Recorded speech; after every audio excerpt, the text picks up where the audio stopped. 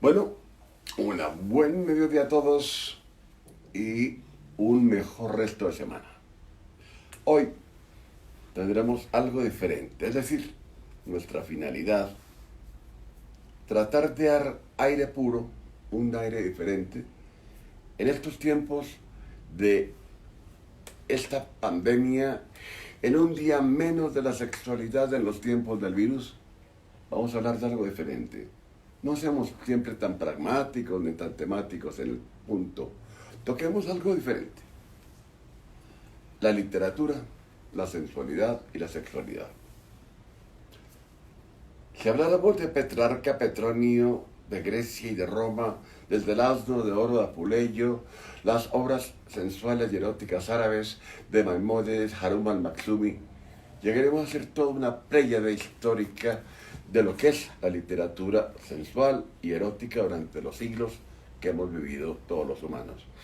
Porque ese aspecto, lo que es la transmisión de la sexualidad a las letras, a la imagen, a lo que es el área de sexología y de erotismo y de sensualidad, son perfumes que, como las cajas famosas árabes de madera, tienen, sabéis todos, muchos olores y muchas maravillas de imágenes que atraen recuerdos. Esa misteriosa Arabia, esa historia de Roma, de Grecia, vamos a actualizarla de otra forma más dinámica hoy en día. Porque desde el máster de juglaría y de clerecía, sobre todo el de clerecía, ¿quiénes eran los mestres de juglaría y clerecía en la Edad Media? Aquellos seres que, a raíz de un buen vaso de vino y un jantar decente en una posada, se dedicaban a hacer coplas picarescas, eróticas, románticas, amorosas, pero sobre todo estaban haciendo arte. Eran lo que hoy serían los juglares actuales, que los hay y muy buenos. Por tanto, eso es la historia. Pero en la realidad, haremos una presentación de alguien muy especial, que es Adriana González. De pronto la tendremos con nosotros, quien nos hablará de los temas que hemos estado mencionando. Pero sigamos en ello. Sigamos dejando esta inquietud, sigamos manteniendo ese concepto que es cómo el ser humano transmite a través de las letras la sensualidad, la sensibilidad y el sentimiento. Y eso es lo que nos vale en estos momentos. Porque vamos a hacer algo diferente. Piccolo divertimento, dirían los italianos. Sabéis que me encanta el italiano. He vivido en Italia muchos años, he estudiado también algunos cursos de psiquiatría y de sexología en Roma. Y esto me lleva a entenderlos, a quererlos y a comprenderlos. Por ello, piccolo divertimento es una pequeña salida de algo que en este momento nos interesa. Salir del cotidiano, salir del estar constantemente en los mismos temas. Porque aprovecho a dejaros una inquietud. Sí al tema de la pandemia, sí al cuidarnos, sí al tener eso claro y conceptuado y conceptualizado, pero no angustiarnos en ello. Y ahora, como ya veis, tenemos, además de una gran mujer y una belleza impresionante, tenemos a Adriana González con nosotros. Ella es filósofa por la Pontificia Universidad Javeriana, ha hecho estudios de literatura también en la Tabeo Lozano un magíster, es traductora, es además persona que está haciendo en estos momentos algo que es vital en nuestro medio. Es profesora de universidades en sus temas humanísticos que ella domina perfectamente. Así las cosas, creo que más que yo, hoy soy presentador, para un honor para mí con ella. Entonces, os dejo con Adriana. Muy buenos días, Adriana. Hola Carlos, ¿cómo estás? Hola a todos, ¿cómo están?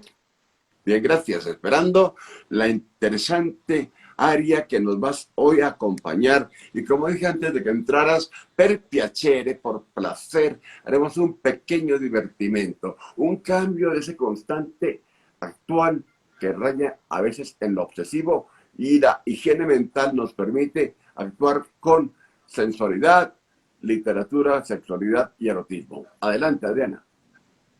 Bueno, gracias, Carlos. Bueno, como Carlos me presentó, soy filósofa de la Javeriana y es desde la filosofía que he abordado los textos literarios o he abordado las obras de artes plásticas o de artes visuales. Y, y el tema del erotismo a mí me interesa particularmente y lo he abordado en mis investigaciones desde distintas vías. Y Bien. pues es desde la filosofía que hago esa lectura y prácticamente hay dos filósofos que han llamado poderosamente mi atención frente a ello. Uno es Foucault, cuando muestra la historia de la sexualidad, cómo la instancia matrimonial empieza a legitimar la sexualidad y empieza también a restringir el erotismo en las personas. Entonces, el matrimonio lo que hace es eh, tener la sexualidad desde un punto de vista controlado, desde lo puritano, desde lo utilitario, es decir, solo es la sexualidad para tener hijos, para procrear, es la única permitida y válida, y además de ella, por un desprecio hacia el cuerpo, puesto que nosotros, lo que nos llegó aquí en Latinoamérica fue toda la ética contrarreformada que partía de un desprecio hacia el cuerpo. Entonces, desde ahí empiezo yo a hacer las lecturas de los distintos escritores y de las distintas escritoras. Es interesante, Adriana, y perdóname, porque tú sabes que intentaremos para atraer y distraer a quienes nos oigan, hacer un interactivo en algunos puntos. Tú eres la Claro. invitada, tú eres la invitada y es poco menos que tu programa, pero, o tu como llamamos, tu live. Pero lo digo porque acabas de dar dos puntos que yo como psiquiatra y como máster en sexología debo de matizar reafirmando lo dicho. Tú hablas de cómo justamente la sexualidad, y tengo trabajo sobre ello, se limitaba al acto de procrear. El hecho de un útero fértil, un útero maduro y un semental que llenara ese útero. Poco menos que era un biologismo cuasi animal. Qué triste, pero es verdad. Pero ¿dónde está entonces el concepto del placer de la mujer, de la sensibilidad de la mujer, de la sensualidad en la mujer? Y eso quiero que tú no lo respondas. Bueno, ahí es donde viene el otro filósofo que a mí me llama mucho la atención, que también es un francés, que es Michel Onfray, que él habla o toma como punto de partida los filósofos antiguos griegos y lo que hace es entender el cuerpo y la sexualidad desde tres ángulos, pero a mí me interesaron esencialmente dos, que son el del deseo y el del placer. El del deseo, que es este sentir que se va hacia el otro, y el del placer, que es el del sentir que se pliega Ahí te hacia... levanto un, ahí te levanto un dedo para reafirmarme en algo importantísimo. Mira cómo se imbrican los temas, cómo se imbrican las profesiones, sobre todo humanismo, filosofía y sexología. Porque acabas de dar una clave vital en algo que como médico te voy a reafirmar con toda mi ilusión.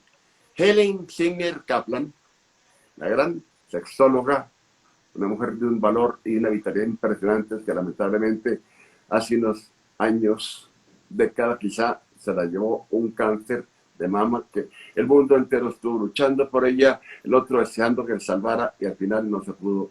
Pero Helen Singer Kaplan, la mejor sexóloga que ha habido a lo largo de la historia, hombre, ella, acuérdate que dejó la trilogía de la DEO, deseo, excitación, orgasmo, lo cual lo saco yo mucho en la universidad, mucho en clases, mucho en trabajos, en conferencias, y tú ahora mismo has hablado del deseo y el placer final, con lo cual estamos, que faltaría es la E, la excitación, que estaré incluida en lo que tú has dicho, pero ¿por qué interrumpo? Y perdóname tu charla, porque nos reafirma esa integración en las áreas tan importantes de la multidisciplinariedad integradora que podemos tener y debemos tener hoy en día y más que nunca en las diferentes profesiones que se dedican al pensamiento, a la salud y a la sanidad del ser humano. DEO de Kaplan, deseo, situación, orgasmo. Tú hablaste del deseo y del placer. Es prácticamente una manera de integración total. Bueno, me parece interesante, pues yo no había abordado aún o no he hecho esa lectura desde la idea de la excitación, sino solamente desde estas dos ideas. Y pues como tú sabes, a lo largo de la historia de Occidente, nosotros tendemos a pensar de manera binaria, blanco, negro, abierto, cerrado. Igual sucede con la idea de deseo y con la idea de placer. Entonces, según Michel Onfray, dentro de esos dos binarismos, el deseo se habla o desde la carencia, que es esta mirada platónica, en donde estamos buscando esa media naranja o en donde estamos buscando, deseamos porque no tenemos, porque Eros nace es de la pobreza, de lo que está buscando afanosamente y no tiene. Esa es una propuesta. Pero hay otra propuesta que más bien viene desde el materialismo, desde los, sí, bueno, los filósofos materialistas, no estoy hablando del materialismo histórico marxista, sino desde los filósofos materialistas, los físicos griegos, que hablan del exceso. Y a mí esa idea del deseo como exceso me parece maravillosa, porque yo no deseo a alguien porque me haga falta esa otra persona, porque ella tiene lo que yo no tengo, sino precisamente porque yo estoy desbordante en el sentir. Entonces, en esa medida que soy desbordante es que se da el deseo. Y pues, si tú me lo permites, leo un poema de una poeta mexicana que habla precisamente sobre el deseo y esa tensión del deseo entre lo que es el exceso y la falta. Te voy a contestar con un muy, muy, muy viejo refrán árabe. Cuando la luna se intercala entre el mar y la arena del desierto, aparece una mujer pronunciando unas palabras. Va por ti.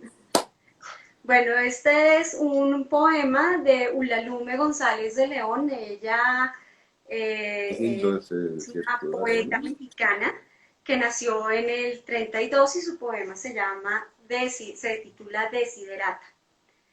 Deseo lo que no tengo, no tu cuerpo que abrazo, deseo tu deseo. Deseo que desees lo que no tienes, no mi cuerpo que abrazas. Deseo que desees mi deseo. No deseo a quien no desea mi deseo. No deseo a quien no desea que yo desee su deseo. Es decir, ahí yo lo que veo es esa tensión entre lo que me hace falta, pero lo que me hace falta no es el cuerpo, sino que es ese desborde del deseo del otro y mío.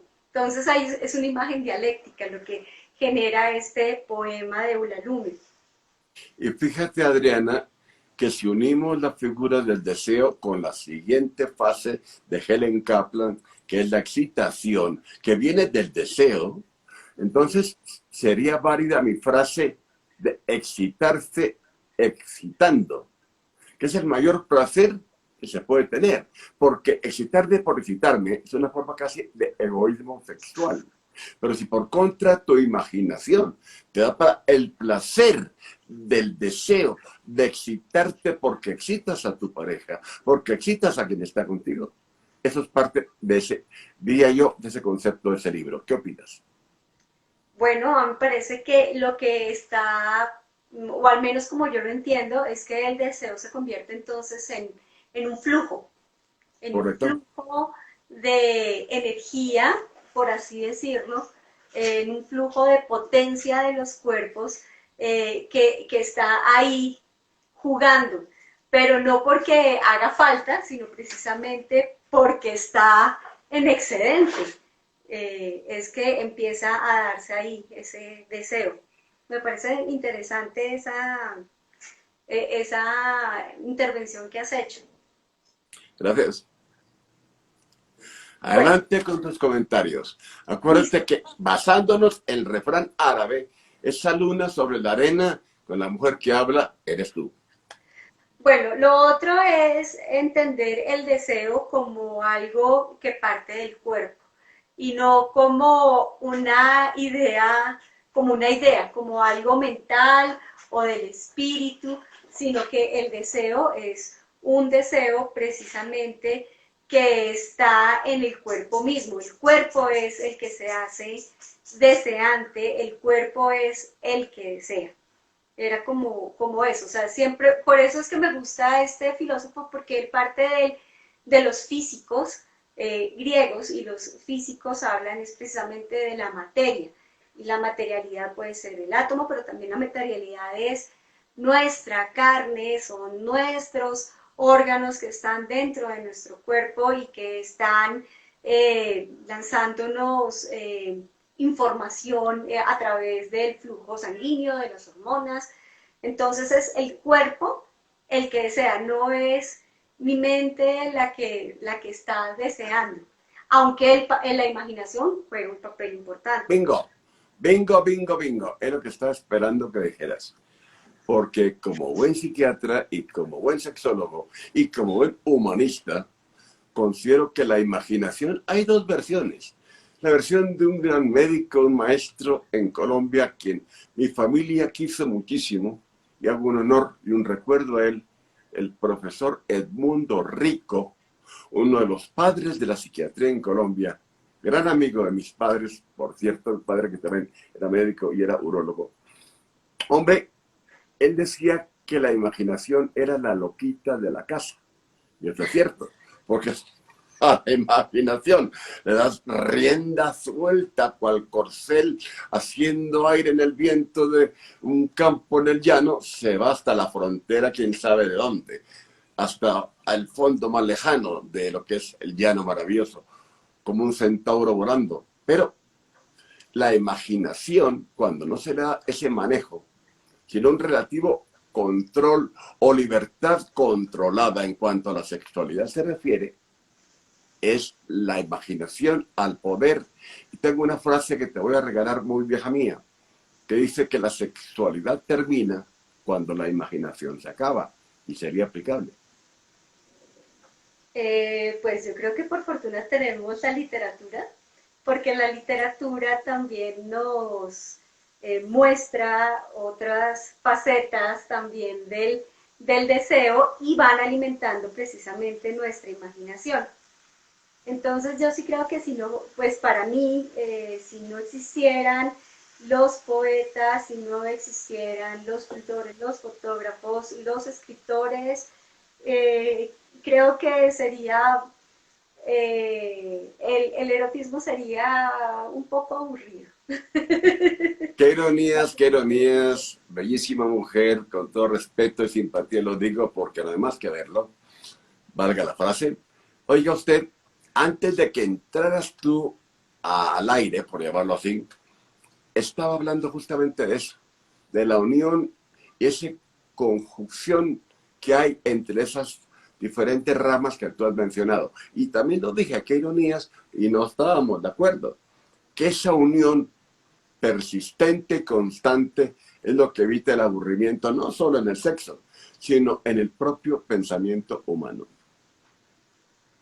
Pues lo que pasa, Carlos, es que yo creo que la dimensión erótica es una dimensión que nos atraviesa en todas las esferas de la vida, o al Ujú. menos para mí es así.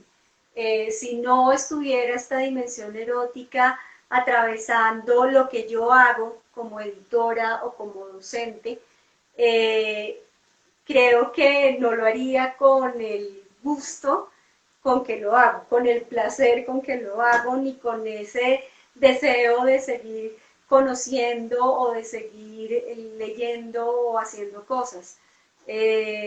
Para mí la dimensión erótica es muy importante, es fundamental, es la que me da la potencia para vivir y para trabajar también. Yo diría que el deseo es el perfume y el erotismo es la pólvora. ¿Qué opinas? Lo que pasa es que para mí, pues debe ser que estamos entendiendo de maneras distintas el erotismo, porque para mí la dimensión erótica y el erotismo no solo es una manifestación sexual, sexual en el No, no, no, sentido error. de Totalmente de acostar. acuerdo contigo. Es más allá, porque Sí, el erotismo no se limita únicamente al roce sexual ni al contacto sexual. El erotismo está ya apoderándose del momento en que la mente empieza a pensar en la sensualidad, en esa caricia de la mariposa que roza una piel. Yo estoy totalmente de acuerdo, no, por eso te aclaro este punto, no. Cuando dije que era una pólvora, era en sentido más figurado como explosivo al final, indudablemente. Pero antes de eso, se atraviesan muchas mares y se atraviesan muchas montañas y muchos llanos para llegar a ese erotismo consumado. Y ahí está el arte que tú dices.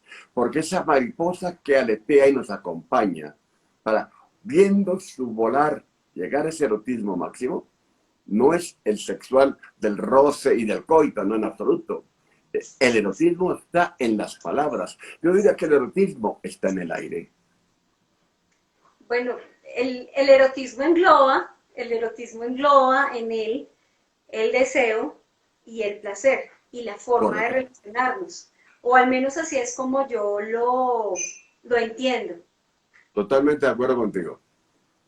Bueno, entonces estábamos todavía en el plano del deseo, no hemos llegado al plano del placer y ya pues les había leído un poema de una poeta mexicana sobre el deseo y ahora quiero presentar otro poema también sobre el deseo, pero es lo que me parece muy interesante de este poema es que es escrito por un hombre, pero la voz que está ahí en el poema es la voz de una mujer.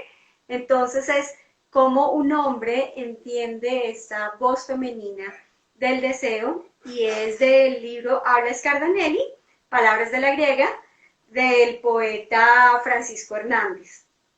Y dice así: con las últimas lluvias me han crecido los ojos, se derraman con avidez en tierra seca, se extienden como una luz de moscas por el lodo.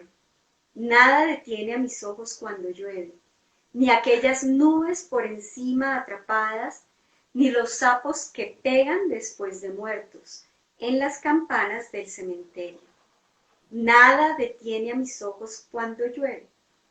Déjalos acercarse, van a lamerte tus dedos. Entonces, a mí me gusta porque son formas de entender el deseo como ese desborde, como también esa forma de estar cercanos a la naturaleza. O sea, no hay un antropocentrismo en donde es solo esa dimensión erótica, por así decirlo, Que es es el solo... error, y haciendo este interactivo, perdóname Adriana, es el error justamente de mucha gente. Esa figura que acabas de decir, ese antropocentrismo, todo lo que es autocentrismo, egocentrismo y demás tipos de centrismos perjudican el globalismo, el global o el general. Sí, porque yo creo que la naturaleza también es deseante. La cuestión es que como se le ha dado el carácter de que el carácter sexual de la naturaleza está para la procreación, y me voy a explicar con algo Error, muy error, error, sencillo. Dime. error, error, error, y lo No, compartimos. pero por eso, Carlos, déjame explicar en qué consiste esa falsa idea de que lo erótico en la naturaleza solo está para la procreación. Y es cuando se dice, por ejemplo, que las flores La dimensión erótica de las flores está en que tienen un olor muy atractivo para que las abejas o los colibríes lleguen, chupen su néctar y salgan con el polen para poder fertilizar a las demás. O sea, es una mirada muy reducida de lo erótico que también está en la naturaleza, de ese carácter erótico que está en la naturaleza, que no es erotismo, es lo erótico, que tiene una leve diferencia, porque si bien no hemos podido llegar a entender por completo cómo es el carácter de la naturaleza y el comportamiento erótico de las plantas o de los animales, nosotros lo vemos desde nuestro antropocentrismo. Entonces, por eso es que me gusta este poema de Francisco Hernández, porque muestra cómo nuestro erotismo, nuestro deseo, se vincula con lo erótico que está en la naturaleza. No sé si me lo voy a explicar. Perfectamente, entiendo lo que explicas y además hay una tintes de biologismo al hablar de las mariposas y los pájaros en relación con las flores. Ese biologismo también tiene un componente de sensualidad, de naturaleza y de vida, porque ahí hay un concepto donde están compartiendo algo que mutuamente se está ofreciendo. Como un hombre y una mujer se pueden ofrecer. Ese sentido de ofrecer y no recibir sin dar esas cosas más lindas que nos explica la propia naturaleza, como dirían más de unos, la madre tierra, en cuanto a los conceptos de sensualidad, de sexualidad, de ternura, de comunicación y de erotismo. Gracias por tu movimiento de cabeza tan seguido.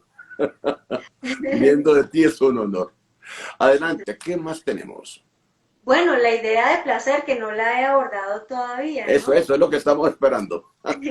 Bueno, entonces la idea del placer, como ya lo había dicho al comienzo, es propia de cada uno. Si bien podemos dar signos externos de que sentimos placer, el placer es algo propio. Sin embargo, a nosotros, la cultura tiende a restringirnos el placer. O sea, el placer tiene que ser también algo medido, algo que no podemos gastar, sino que tenemos que estar ahorrando. Y es bastante particular, porque así como yo entiendo el deseo como un exceso, también entiendo el placer como un gasto, un derroche. O sea, no como algo en lo que debo estar como ocupándola y limitándola. Entonces, frente a esa idea del placer es que ha venido precisamente lo que decía también al comienzo, toda esta tradición contrarreformada, católica, religiosa, cristiana, bueno, pero no cristiana desde Cristo, sino cristiana de la iglesia, en donde... Hablamos del Papa Luna en adelante. Que hablamos del Papa Luna en adelante. Por decir algo en la historia. Sí, bueno, entonces a lo que yo voy es que el placer, como está limitado, entonces el placer en esta sociedad no solo nos lo muestra como un pecado, sentir placer, sino que además como si el placer fuera solo algo propio de la juventud, algo que fuera una característica de la juventud. Y entonces cuando dejamos de ser jóvenes, es casi como si nos tuviéramos que culturalmente que resignar a dejar de tener una vida placentera. Y a mí eso me parece tremendo. Ahí Adriana sí me has dado pie para, como se dice coloquialmente en Colombia y con mayor cariño, para romper no la papaya, sino la papayera completa. Y te diré por qué. Gracias a tus palabras, aprovecho a integrarme en tu charla de una forma mucho más directa. Hay una frase maravillosa, mágica, liberal y libertaria que no significa perversa ni pervertida, sino médica. Y se llama gerontosexología. Ciencia que estudia la sexualidad en la tercera edad. Ha dicho algo vital entre los mitos de la sexualidad con los que yo trabajo muchísimo por mi área de psiquiatría y sexología.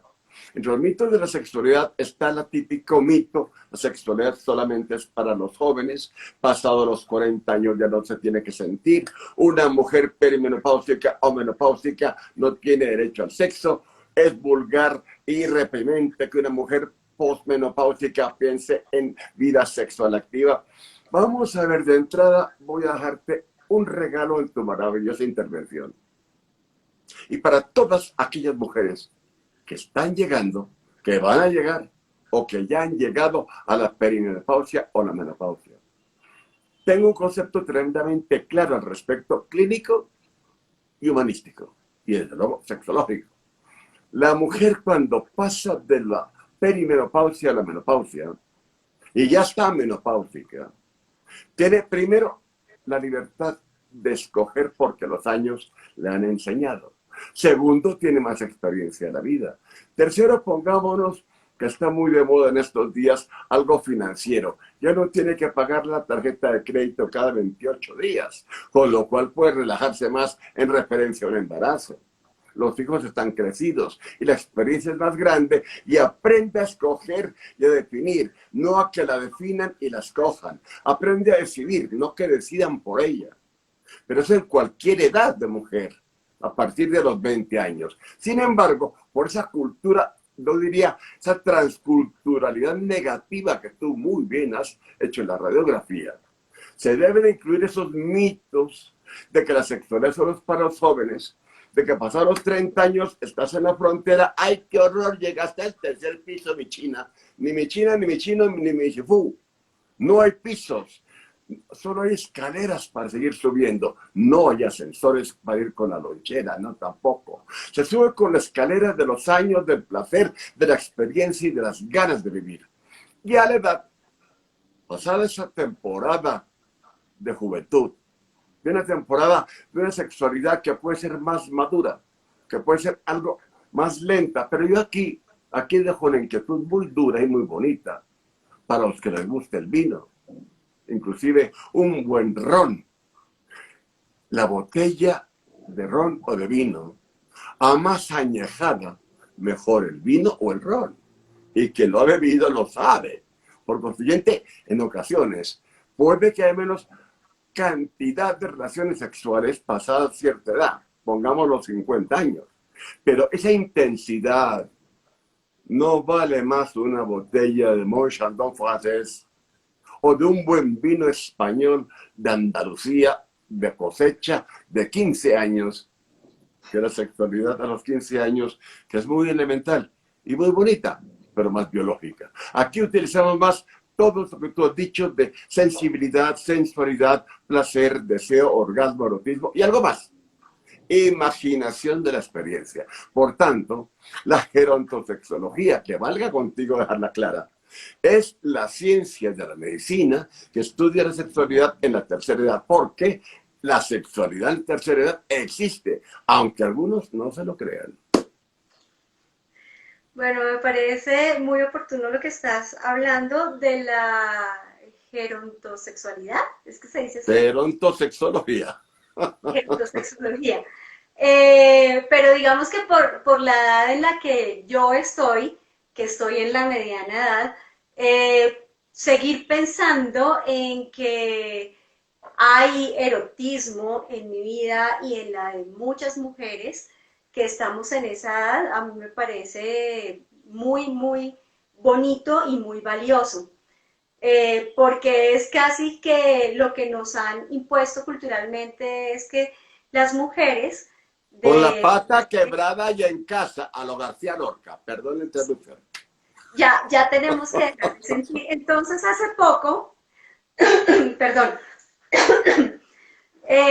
mi profesora Luz Marina Rivas me pasó, perdóname, me pasó unos cuentos de una escritora venezolana, Gisela Cossack, y un cuento que me encantó, que se llama Amor constante más allá de la muerte, y que empieza con un fragmento de un poema de Quevedo.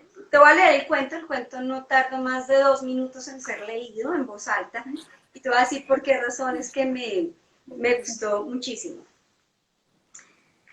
Serán cenizas, mas tendrán sentido, polvo serán, mas polvo enamorado. Ese es el fragmento del poema de Quevedo. Y así empieza el cuento. Se despierta, parpadea somnolienta, se estira exhibiendo las palmas de sus manos, mueve las piernas e instantes después se incorpora. Piensa que ha engordado todavía más últimamente mientras pasa los dedos por su cabello oscuro que empieza a encanecer. Hoy cumple 45 años y habrá celebración en la noche. Hay que tener fiesta antes de que los ojos se cierren por el peso necesario de la vejez y el inevitable de la muerte. Ay, esta barriga, reflexiona fríamente. Entonces se siente alada por la nuca, la recuestan de nuevo en la cama y un cuerpo mullido, suave y bien oliente sube sobre ella y se acomoda entre sus piernas. Cierra los ojos con plena conciencia del blanco del día. Al rato es volteada. Ni amnésica ni cadáver se puede olvidar este comienzo del día del cumpleaños. No hay respeto a la severa ley de la estética que proclama el placer como materia de bellas y jóvenes, ni dolor porque una cámara cinematográfica jamás cometería pecado de lesa belleza al enfocar tal escena. Entre gemidos y suspiros arden las médulas y las venas de dos mujeres hecha de fuego sin cenizas, amor constante más allá de la muerte. A mí este cuento me pareció maravilloso, primero porque es una mujer que cumple 45 años. A los 45 años, muchas mujeres empiezan a decir, y yo misma lo he dicho, ay, es que estoy barrigoncita, es que ya no estoy en la talla 8 que tenía a los 20 años, sino que estoy unas cuantas tallas más por encima, ya se me empiezan a notar las arrugas, y eso genera mucha angustia. Y lo bonito de este cuento es que nos hace ser a nosotras, por un lado, sujetas de deseo, pero por otro lado también merecedoras del placer y de recibir el deseo de otra persona con nosotras. En este caso, son dos mujeres y también me parece eso bellísimo, porque es que el deseo y el erotismo y el placer no es solo para hombres o mujeres heterosexuales. Hay un punto, eso que acabas de decir, que me da la oportunidad de integrarlo a nuestra deliciosa charla. Y es, hace poco, ya lo tenía tiempo atrás, he hecho un trabajo muy interesante a nivel médico y sexológico, y se cristalizó en un trabajo y en un artículo que, por cierto, está publicado en una revista de medios colombianos en la actualidad, y es un motivo también de estudio, que se llama El verdadero poder sexual de la mujer madura. Ojo a la frase, Adriana, porque el verdadero poder sexual de la mujer madura está quizá no solo en su imaginación y su sentido de vivir y de libertad por sus consecuencias de lo que hemos dicho antes. Ya deciden, no la deciden, ya escogen, no la escogen. Pero hay otro que hasta para ti va a ser una sorpresa. A un gran colega psiquiatra español, el doctor Leopoldo Ortega Monasterio, que estuvo aquí en un congreso con nosotros, quien dice que esos michelines, o eso que tú llamas los gorditos en ciertas áreas, además que generan más morbosidad y curvilínea en el cuerpo, sin llegar a ser rubenianas, de Rubens me refiero, pero él las define, inclusive cierto tipo de celulitis, de zonas afectantes, según parece. ¿Sabes cómo las define él? Y sabéis, estimados seguidores, cómo las define. Y yo lo comparto, como las medallas de los años para seguir viviendo el sexo. Qué bonito. Bueno, pero a mí las gordas de Rubens me encantan y me siento totalmente identificada con ellas. Se ve que has visto pocas obras de Rubens. Adelante, continúa. ¿Por qué? Nos No, tienes... sí he visto bastantes, Carlos, sí he Pues no visto. sería tu caso, pero eso no es el tema ahora. Lo que me No, claro gustaría que sí. mucho es algo que hablamos tú y yo cuando preparábamos este live, era cómo enfocar desde la mujer y desde el hombre la pluma erótica. ¿Qué nos dirías de eso? Bueno, culturalmente, ¿qué ha sucedido? Y no quiero sonar sexista, pero es un hecho cultural. Y es que los hombres, su mirada erótica es frente a la mujer como un objeto de deseo. Ellos son los sujetos Acuérdate, deseantes. perdona, acuérdate del famoso libro La hora de Buñuel, El oscuro objeto del deseo. Por cierto. Sí. Sin embargo, sin embargo, al ser objetos de deseo, también la forma como se nos ha visto, y tú lo nombraste al comienzo, Carlos, es a través de ciertos mitos. O Ujú. somos la mujer diosa, intocable, ¿sí? O somos la mujer pura, que tampoco puede ser tocada, Mm, o la prostituta, qué o triste, pero es verdad. proscrita. Entonces a mí eso me parece tremendísimo. Eso por un lado. Por otro lado, cómo las mujeres empezaron, bueno, algunas, no todas, porque obviamente han existido escritoras bastante adelantadas para su momento y bastante libres, que podían expresarse sin miedo. Pero usualmente la manera como muchas mujeres empezaron a escribir sobre el erotismo fue sublimándolo y transformándolo en amor romántico, Ujú. o a través de metáforas que encubrieran el deseo y que encubrieran el placer sexual, disfrazándolas, para que no dijeran, ah, esta vieja, esta poeta, está escribiendo que ha tenido muchos amantes. No, horrible, esta mujer es terrible. Entonces muchas mujeres han recurrido a esa estrategia, muchas escritoras a lo largo de la historia de la literatura han recurrido a esa estrategia de ocultarse a través de metáforas o de analogías para evitar ser juzgadas. Ujú. Los hombres, digamos que en ese sentido, no han tenido ese miedo de ser juzgados. Esa necesidad, diría yo, más que miedo. ¿Mm? Pero a esa parte me gustaría crear una controversia de lo más cordial, porque en cambio hay otras, conoces a Anaïs Nin, por ejemplo, Emmanuel Derzán, que son totalmente actuales, quienes enfocan con todo el descaro y la tranquilidad la sexualidad y el erotismo, a veces hasta descarnadamente. Y a mí me parece importante que la mujer afronte y enfrente las dos formas, esa de la elegancia sensual y esa de la dureza sexual, para que el hombre vea sencillamente que la mujer tiene todos los caminos abiertos en la literatura, en la filosofía, en la medicina, en la sensualidad, en la sexualidad, en la gerontosexología incluida y en todas las ramas de la vida como el hombre.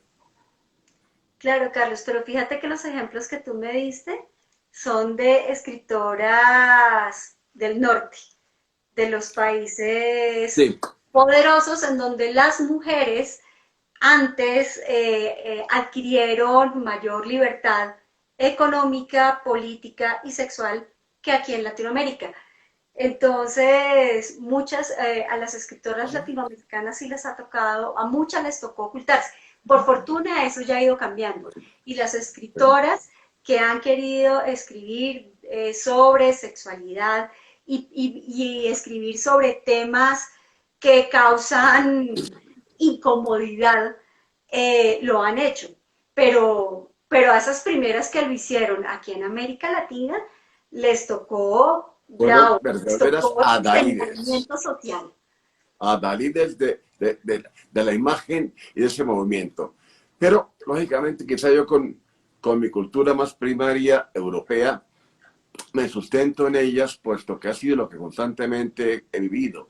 A través de personas como tú, desde que llegué a Colombia hace muchos años, de nuevo, porque mi madre era colombiana y mi padre español, luego soy criollo, hablando de eso, hombre, he entendido y he vivido con algunas. Y te voy a decir algo. Hay una mujer que leí su libro. Hay una mujer barranquillera que la tengo en la más alta de los pedestales. Marvel Moreno. Sobre Sí, todo en su libro. En su libro, en diciembre, llegan las brisas, sí, donde Martín demuestra la cultura o la negatividad de la cultura, la transculturalidad negativa, adversa y perversa contra la mujer. Tanto es así que tengo entendido que tuvo que irse, no digo huir, pero irse para ir tranquila en Estados Unidos. Y cuando fue famosa y tuvo algunos dolarcitos, entonces la llamaron otra vez aquí, doña Marvel Moreno, bienvenida.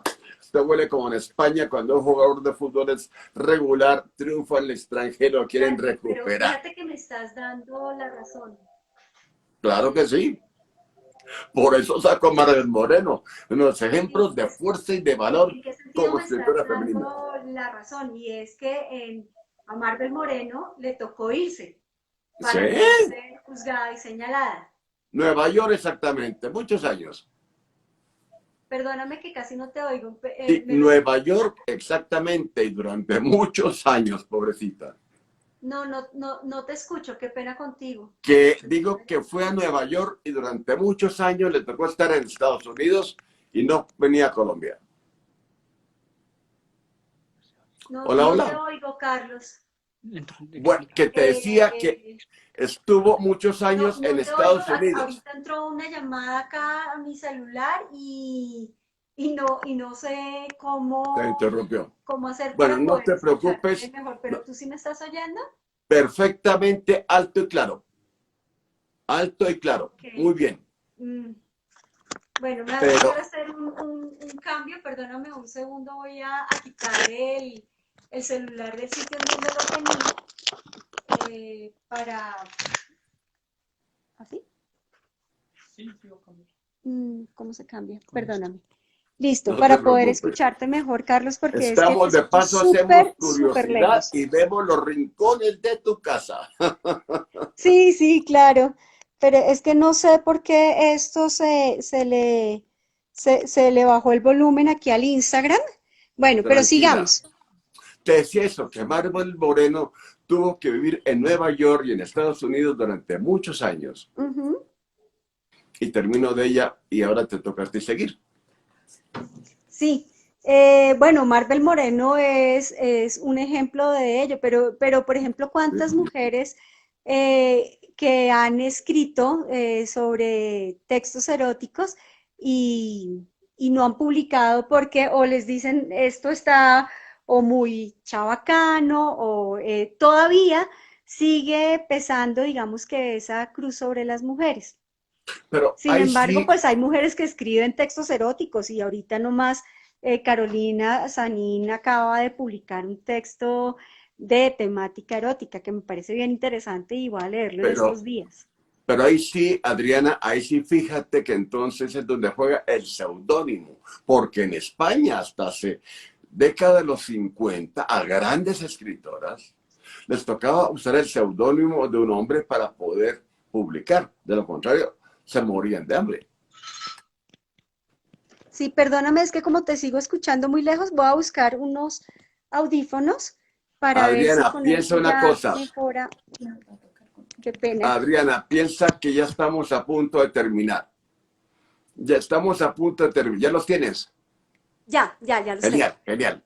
No, te hablaba de eso, que en España, repito, para nuestros seguidores, que en España también, hasta los años 50 o hasta 60, las grandes escritoras de algunos temas, naturalistas, por ejemplo, o de aspecto erótico, tenían que sacar por seudónimo, si no se morían de hambre, o eran hasta posiblemente detenidas. Sí, claro. Esa era la época famosísima de la dictadura. Pero Ujú. ya eso pasó, afortunadamente, pero también hablando de pasar, hay una frase latina muy linda que la quiero aplicar contigo. Cuando Eneas iba en su barca, acuérdate, un momento le dicen, omnia sida invitat ad somnos. Omnia sideras invitan ad somnos, que es que todas las estrellas nos invitan al sueño. Aquí no nos invitan al sueño, pero nos invitan a tener que terminar esta maravillosa intervención, porque a lo tonto, llevamos 55 minutos Ah, y carambas. antes que se corte, vale la pena que nos despidamos tú y yo, cada uno con su palabra. Bueno, pues, Dame, dame tu síntesis de todo lo hablado, por favor. Es tu bueno, tiempo. para mí la síntesis está en un poema Maravilloso. de Gabriel Said y se titula Alabando su manera de hacerlo. No tardo nada en leerlo y es así. Qué bien se hace contigo, vida mía. Muchas mujeres lo hacen bien, pero ninguna como tú. La Sulamita, en la gloria, se asoma a verte hacerlo. Y yo le digo que no, que nos deje, que ya lo escribiré. Pero si lo escribiese, te volverías legendaria. Y ni creo en la poesía autobiográfica, ni me conviene hacerte propaganda. Con eso me despido. Pues Adriana González, desde aquí, espero que lo repitamos, que me invitas tú al tuyo o repitas en el mío, porque Me tener parecería decente. mujeres, repito una frase cierta, tener mujeres y musas como tú, no solo es un placer, es un honor. Gracias por estar conmigo. Muchas gracias, Carlos, a ti por la invitación. Que estés muy bien. Feliz Cuídate día y mucho. gracias a todos por estar con nosotros. Igual digo, hasta la vista. Bueno.